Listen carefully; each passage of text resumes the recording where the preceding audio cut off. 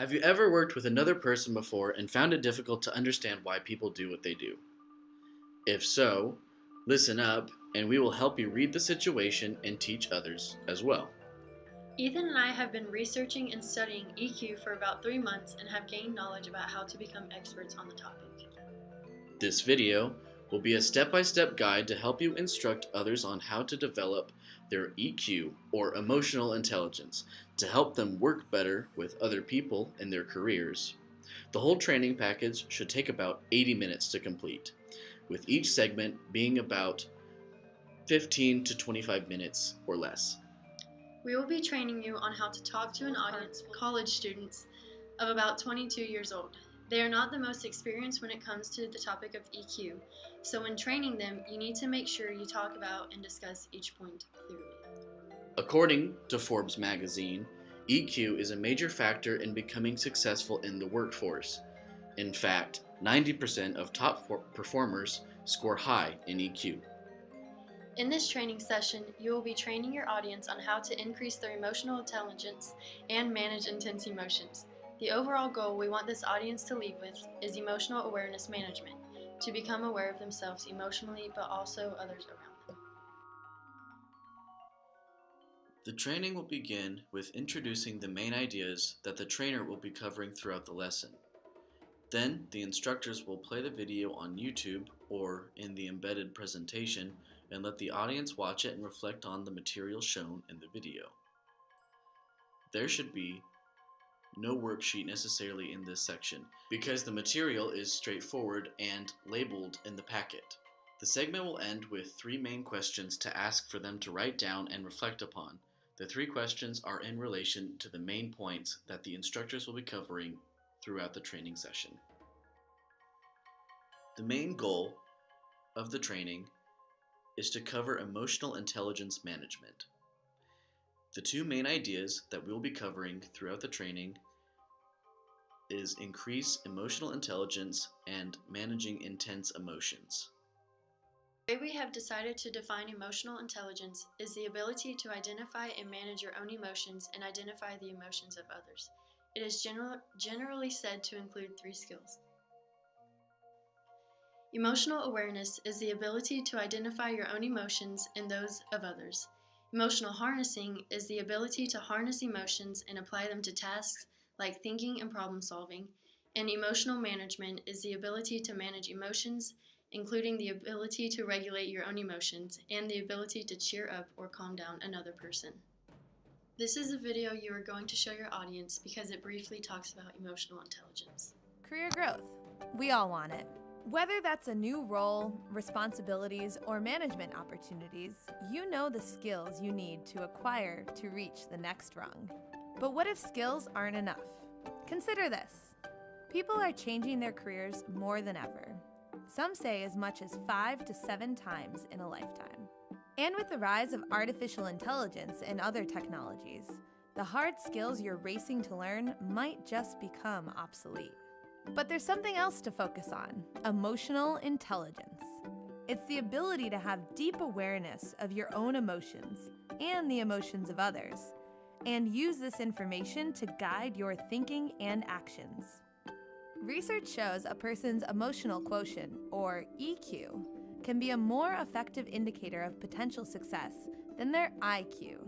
Not to mention all the other studies that show a correlation between EQ and qualities like leadership potential, employability, health, happiness, and even success with relationships. Thanks to research from psychologist Daniel Goleman, there are 5 categories of emotional intelligence. Self-awareness, the ability to understand your effect on others, play to your strengths, and admit your weaknesses. Self-management, being able to control your impulses and avoid acting rashly. Motivation, having the innate passion to challenge yourself and remain optimistic when the going gets tough. Empathy, not just listening to those around you, but really trying to understand their point of view. And social communication, the ability to manage relationships and productively express your emotions. It's obvious these are all great attributes to have, but what do they have to do with career growth? While new skills may only translate from one position to the next, emotional intelligence transforms you for the long haul. If you're feeling stuck in your career, consider EQ. No matter your next move, it'll distinguish you as an effective leader. Before moving on to talking about the next goal, you need to inform your audience of the 2 questions they need to think about throughout the training. Those 2 questions are, how do we increase our emotional intelligence if it is not like IQ, which can be enhanced by traditional methods like reading in classes? And the second question is, how do we de-escalate conflict or negativity when we're too interconnected to the topic? The next part of the training is going to talk about the second goal, which is to increase the audience's emotional intelligence by bringing awareness to the importance of the topic. The participants should have brought a device of some sort that is compatible with the Goleman quiz to take it and observe the various situations people may come across to use their skills and emotional intelligence awareness. After the quiz, the audience will fill out the worksheet while thinking about the 5 strengths they received from the Gallup Strengths Finders test. The audience should talk about how their strengths positively and negatively affect their EQ. As the trainer, you need to make sure your audience understands that the emotional intelligence test asks a series of questions to find out how they will react in various situations. These situations include stressful or frustrating situations, failures or discouraging situations, leadership positions and methods for achieving success, methods for managing the emotions of others of various ages, methods for assessing various personality traits in others, and lastly, dealing with diversity and cultural sensitivities. After they finish the worksheet, have your audience split into groups so they can discuss the question of how can we increase our emotional intelligence if it is not like IQ, which can be enhanced by traditional methods like reading in classes. Give them about 7 minutes to do that, and then you can move on to take questions or observations from the things they have learned. The overall purpose of the next part of the training is to give the group a tangible list of ideas to use in real-life scenarios to achieve the goal of managing intense emotions. Many times we find ourselves in conflict or stuck in negative emotional scenarios that leave us irrational and anxious. The trainer should begin this section by introducing the next worksheet and explaining its significance to the training group. The worksheet should help the audience reflect on their own abilities, which allows for a group discussion on tangible ways we can be better about managing our emotions. The trainer should then lead the group in a discussion of the second important question: how do we de-escalate conflict or negativity when we are too interconnected to the topic?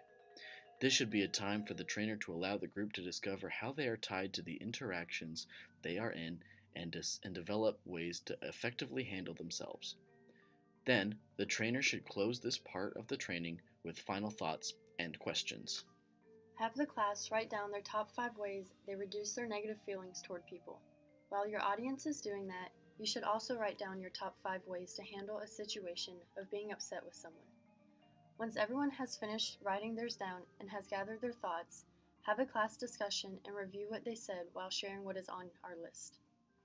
See if any of your items match up with theirs and talk about the benefits of the strategies y'all have talked about. The next part of the training should be a breakdown of the tangible ways people can reduce and manage intense emotions. The first way people can reduce negative emotions consists of 2 parts. The first, negative personalization. Try to view the situations in different ways instead of jumping to a conclusion right away. In conflict or times of intense emotion, we can be quick to jump to conclusions that people are out to get us. Most of the time, this is not true.